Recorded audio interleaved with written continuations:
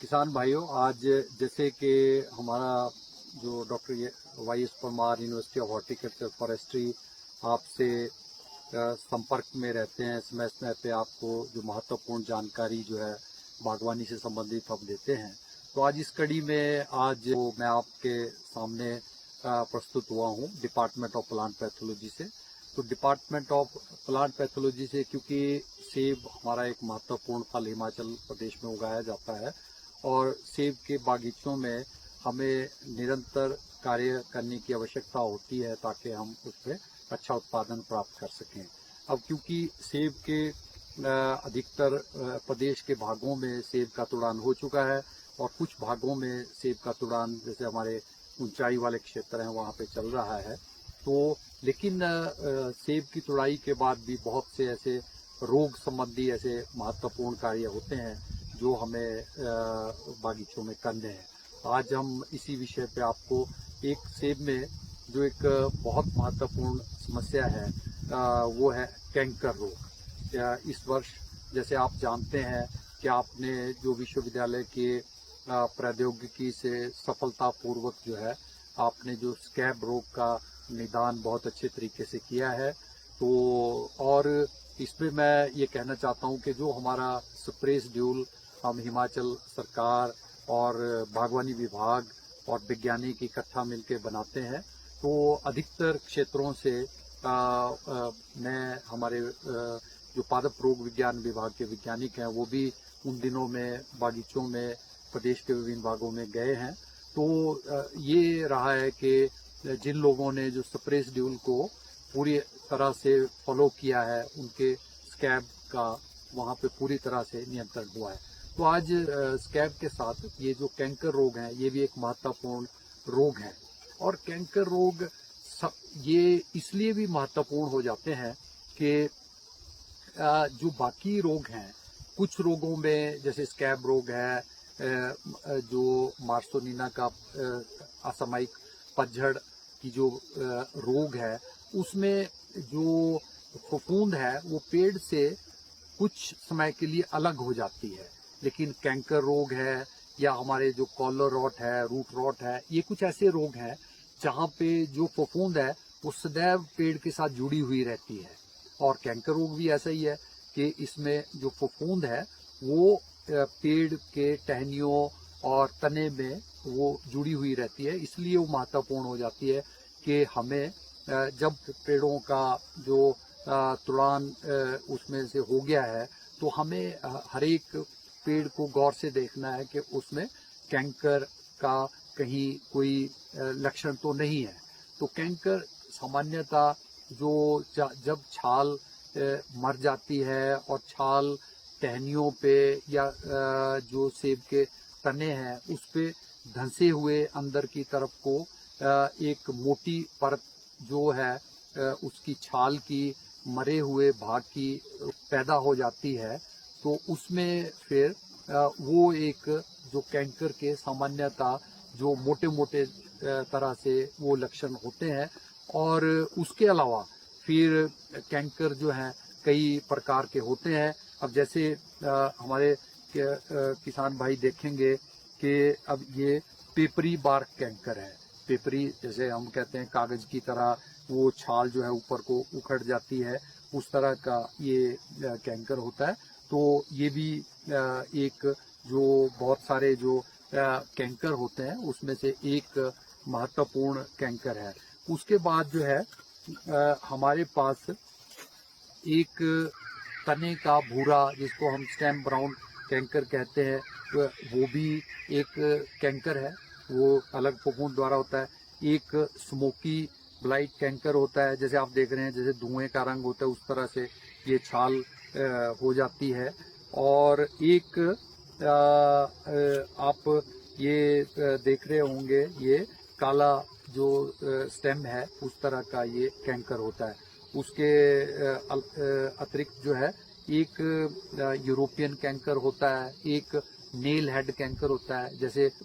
उनके सिरों की तरह जो वो कैंकर जो है स्टेम्स के ऊपर उसके ऊपर तने के ऊपर बन जाते हैं। और एक अभी हाल के दिनों में हमें एक रोंदू कैंकर जिसको हम कहते हैं, रोंदू जैसे छाल के ऊपर इस तरह से अंदर से रस निकलता है नीचे की तरफ को बहता हुआ, तो ऐसे लगता है जैसे आंखों से आंसू टपक रहे हो, उस तरह से वो वाला कैंकर भी हमें कुछ भागों को देखने में मिलता है। तो कैंकर जो है वो पहले एक टहनी के ऊपर आएगा, फिर उस टहनी को सुखा देगा, फिर उस टहनी से अगर हम उसको गौर नहीं करते हैं, नियंत्रण उसका नहीं करते हैं, तो उसके बाद वो दूसरी टहनियों में फैल जाता है और धीरे धीरे जो है पूरा पेड़ जो है वो कुछ समय में जो 2-3 वर्षों में या कई बार अगर जो रोग की तीव्रता अधिक हो तो कई बार बहुत जल्दी भी पेड़ जो है पूरा सूख जाता है। और जो कैंकर हैं विभिन्न प्रकार के, इनके लक्षण तने और जो टहनियाँ हैं उनके साथ साथ पत्तों पे भी देखने को मिलते हैं। पत्तों के में अलग अलग तरह के धब्बे, जैसे एक कैंकर में जिसको हम फ्रॉग आई स्पॉट कहते हैं, जैसे मेंढक की आंख होती है उस तरह के गोल धब्बे बन जाते हैं। उसके बाद कैंकर के जो लक्षण है वो फलों के ऊपर भी नजर आते हैं। अब तो हमें ये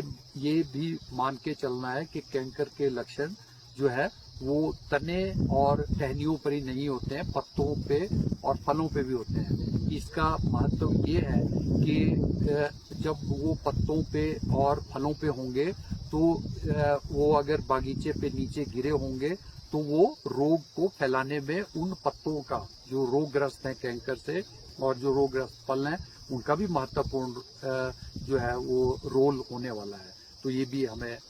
वो देखना है। अब जहन में ये बात आती है कि कैंकर होते क्यों होंगे। तो एक तो जो पेड़ों में जो हम प्रूनिंग ट्रेनिंग करते हैं या पेड़ों में जो टहनियाँ अनवांटेड होती हैं उनको हम काटते हैं, तो उनके पेड़ों में जो प्रूनिंग ट्रेनिंग की गलत विधि और तरीके अपनाने से एक कारण तो ये इसका हो जाता है। और दूसरा जो हाल के कुछ दशकों में जो तापमान में बढ़ोतरी हो रही है, ये भी एक इसका कारण रहता है। दूसरे अभी हम देख रहे हैं कि पिछले 1-2 महीनों से जो वर्षा जो है वो नहीं हो रही है, तो उसमें अभी हमने सितंबर माह में और अक्टूबर माह में ये देखने को मिल रहा है कि दिन और रात के तापमान के में अंतर बहुत होता है। तो जितना अंतर अगर ज़्यादा रहेगा, रात को तापमान कम हो जाता है, दिन में काफ़ी ज़्यादा हो जाता है, उससे जो है जो पेड़ों की छाल है उसको नुकसान पहुंच जाता है। और कई बार पेड़ों की छाल में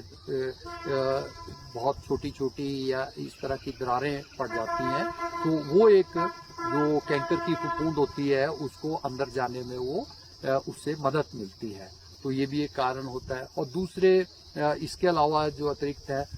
जो हमारे पेड़ों पे जो नाशी कीट होते हैं उनकी वजह से, उनके आक्रमण से जो पेड़ों के टहनियों और तनों पे जो नुकसान हो जाता है, जो घाव पैदा करते हैं वो भी एक उसका ये होता है। और एक जो जनरल जिसको हम बहुत सामान्य कारण एक बहुत कह सकते हैं कि अगर हमारे पास जो खादों का अगर हम उपयुक्त मात्रा में उपयोग नहीं कर रहे हैं, बगीचे में जो सिंचाई है उसकी उचित जो सिंचाई की व्यवस्था नहीं है, ये भी एक जो और कंट्रीब्यूटिंग फैक्टर जिसको हम कहते हैं कि ये भी उसमें कैंकर के जो तीव्रता उसके होने में बढ़ोतरी कर सकते हैं। तो ये कारण जो हैं ये रहते हैं। किसानों के लिए ये महत्वपूर्ण है कि जैसे पेड़ों से इसकी तुड़ाई हो जाती है तो हमें हर एक पेड़ को गौर से देखना है। वैसे हमारे जो किसान भाई ऐसे अधिकतर बागीचों में तो हमें ये देखने को मिलता है कि बागीचे में बागवान को हर पेड़ की पहचान होती है और उसको पता होता है कि इस पेड़ में कोई हमें दिक्कत बीमारी की या कीट की या दूसरी कोई दिक्कत है, तो हमें उसको पेड़ को चिन्हित करना है कि इस पेड़ में कैंकर की समस्या है। और जब हमें ये कैंकर की समस्या का पता चल जाता है तो फिर हमें उसको गौर से देखना है कि कौन सी टहनी पे है, तने पे है। और फिर जैसे हम इसके जो समाधान की बात करेंगे तो उसमें अब सारी चीज़ें हम आंखों से देख नहीं सकते। अगर फिर भी कोई कैंकर के लक्षण जो हैं पेड़ की किसी टहनी पे फिर भी रह जाते हैं, उसका भी फिर हम किसानों को समाधान जो है उसमें बताएंगे। तो सबसे पहले हमें जैसे ही पेड़ में कैंकर के, जो भी मैंने कैंकर बताया उसमें 5-6 तरह के कैंकर हैं जो प्रदेश के अंदर अलग अलग उसमें देखने को मिलते हैं। और जो भी कैंकर के उनको लगता है कि ये छाल के ऊपर असामान्य सा है, छाल जो वास्तविक रूप से होनी चाहिए उस तरह नहीं है, उसका भाग धंसा हुआ है और जहाँ पे छाल मर गई है, छाल का वो भाग मर गया है, तो उसको हमें उसमें उपचार जो है वो करना है। एक तो हमें इसमें चौबटिया पेस्ट, एक कॉपर कार्बोनेट, लेड ऑक्साइड, ये 800-800 ग्राम लेने हैं और उसमें 1 लीटर अलसी के तेल में इसको मिला लेना है। और फिर किसी भी ब्रश के माध्यम से हम या कोई लकड़ी का डंडा लेके आगे तो उस पर कोई कपड़ा बांध के, पर जो ब्रश है अगर वो होगा तो उससे ज़्यादा अच्छे तरीके से जहाँ हमने बनाया है जो भी प्रभावित भाग है उसको हल्का सा, जहाँ कैंकर का भाग है उसको हल्का सा खुरच लेना है। और खुरचना इस तरह से है कि वो जो सूखा हुआ और मरा हुआ पेड़ की छाल का भाग है वो निकल जाए और जो स्वस्थ भाग है पेड़ तने की छाल का वो ज़्यादा उससे नुकसान न पहुंचे खुरचने से, ये हमें ख्याल रखना है। और वो जो सूखा भाग है उसको निकाल दें और उसके बाद जो चौबटिया पेस्ट है इसको लगाएं, या जो बोर्डो पेंट है जिसमें कि नीला थोथा और बुझा हुआ चूना और उसमें 1 भाग नीला थोथा, 2 भाग बुझा हुआ चूना और उसमें 3 भाग जो है वो अलसी का तेल, 1, 2, 3 भाग में वो हम बोर्डो पेंट बना सकते हैं। तो इनमें से या चौबटिया पेस्ट या बोर्डो पेंट बना के हम वो जो प्रभावित भाग हैं कैंकर वाले उसके ऊपर हमें उसको लगा देना है। और हमें ये भी ख्याल रखना है कि अगर हम पेड़ से कोई बड़ी टहनी काट रहे हैं, ठीक है, तो वो भी एक जरिया हो सकता है फफूंद को अंदर जाने का। तो उस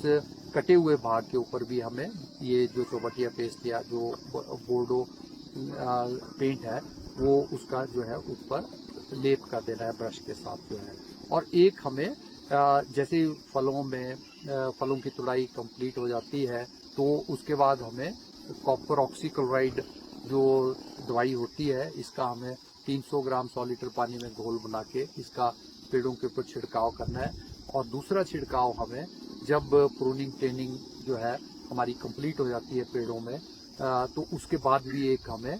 कॉपर ऑक्सीक्लोराइड का छिड़काव जो 300 ग्राम का 100 लीटर पानी में हमें छिड़काव करना है। प्रूनिंग ट्रेनिंग के बाद हम इसलिए छिड़काव कर देते हैं कि क्योंकि हमने प्रूनिंग ट्रेनिंग टहनियों को अलग अलग जगह से काटा होता है तो वो काफ़ी सारा जो वो भाग है, वो जो कटे हुए हिस्से होते हैं वहाँ से भी फफूंद को अंदर जाने का अंदेशा रहता है। तो इसलिए जब हम छिड़काव कर देंगे तो वो आशंका खत्म हो जाती है कि फफूंद उससे अंदर जो है वो जाएगी। और जो एक हम किसानों से ये बात हमेशा करते हैं तो आज भी मैं बताना चाहता हूँ कि जो सेब है, आम है और नींबू प्रजातीय फल हैं, सब्जियां हैं, तो ये कुछ ऐसे बागवानी फसलें हैं जिसके लिए कि हम हर वर्ष जो है एक स्प्रे शेड्यूल तैयार करते हैं। और उसके अलावा बहुत सारा लिटरेचर जो है, जैसे हमारा doctor Y S Parmar university का है, उसमें जो हमारा वेबसाइट के फ्रंट में भी, और जैसे मैं अपने प्लांट पैथोलॉजी विभाग की बात करता हूँ तो उस प्लांट पैथोलॉजी विभाग में जब आप जाएंगे वहाँ पर भी हमने, अब जैसे लहसुन की फसल लगनी है उसके रोगों के बारे में हमने चित्रों के सहित वहाँ पे जानकारी दी हुई है। तो ये कैंकर और सेब के विषय में मैं कहना चाहता हूँ कि जो स्प्रे शेड्यूल हमारे जो उद्यान विभाग हिमाचल प्रदेश और विश्वविद्यालय के वेबसाइट पे मौजूद होता है, तो उस स्प्रे शेड्यूल को जब जब वो जो छिड़काव दवाइयों की जो मात्रा है वो उसमें पूरे रूप से दी होती है तो उसका जो है हमें पूरी तरह से पालन स्प्रे शेड्यूल का करना चाहिए। और उसके बाद किसानों को ये अच्छी बात है कि उसके बाद जो उनके अपने विचार हैं कि स्प्रे शेड्यूल कैसा फील्ड में काम कर रहा है, कोई दिक्कत है, कोई उनको नई बीमारी या इस तरह के लक्षण दिखाई देते हैं, तो वो जरूर हमारे जैसे प्लांट पैथोलॉजी विभाग का है, वहाँ पे ईमेल हमने दी है। हम जितने भी किसानों के साथ जो गोष्ठियाँ होती हैं या आजकल वो हमारे वर्चुअल मीटिंग्स भी हो रही हैं, या हम कोरोना के बाद किसानों की छोटी छोटी मीटिंग्स हमने 12-15 जो है से ज़्यादा हमारे विभाग ने की हैं 20-20 किसानों के साथ। तो वहाँ पर भी हमें जिक्र करते हैं कि अगर आपको किसी भी रोग के संबंधित, अगर आपको किसी रोग के लक्षण के बारे में कोई आशंका है, तो आप उसके फोटो खींच के हमें ईमेल के माध्यम से भेज सकते हैं। और जैसे ही आपका हमें ईमेल प्राप्त होगा, आप फोटो उसमें अपलोड कर दें, तो हम उसके जो है वो पहचान जो है, अगर हमारे को जो बीमारियां और रोग जो हैं जो पहले से मौजूद हैं, उनमें से उनके लक्षण होंगे तो हम बता देंगे, नहीं तो हम आपसे अनुरोध करेंगे कि आप सैंपल हमारे पास भेजिए। उसको हम फिर पूरी तरह से उसको, उसके साथ कौन सी फफूंद है या हो सकता है कोई नया रोग हो, उसके बारे में हम फिर सैंपल से उसको देख के अच्छी तरह से तो हम वो भी आपको बता देंगे। उसके अलावा जो है हमारे विश्वविद्यालय के, जैसा आप जानते हैं, विस्तार शिक्षा निदेशालय है, वो पूरी तरह से आपके संपर्क में आपको हर एक जानकारी के साथ उनका पूरा संपर्क आपके साथ रहता है। तो उसमें आप टेलीफोन के माध्यम से भी, सोलन का कोड आपको पता है 01792 कोड है, और 252-426 252-426 पे सोलन का कोड लगा के आप टेलीफोन के माध्यम से भी जानकारी जो है प्राप्त कर सकते हैं। तो लेकिन मैं ये जरूर कहूँगा कि जो ये आज के जो ये सोशल मीडिया और ये माध्यम है, ये एक सशक्त माध्यम है, हमें इसका फ़ायदा लेना चाहिए। लेकिन आजकल हमें एक ये जानकारी ज़रूर आपसे साझा करनी पड़ती है कि जानकारी जो अधिकृत लोग हैं, जो अधिकृत हैं, विश्वविद्यालय, उद्यान विभाग है, और उसके अलावा जो भी अधिकृत है या केंद्र सरकार के डिपार्टमेंट बहुत सारे हिमाचल प्रदेश के अंदर काम करते हैं, तो वो लें। और जानकारी जिसमें कि जो रिसर्च का अभाव है, उसका एक्सपीरियंस का अभाव है, उस जानकारी को अगर हम नहीं लें तो अच्छी बात है। तो यही आज के जो ये आपसे चर्चा का विषय था।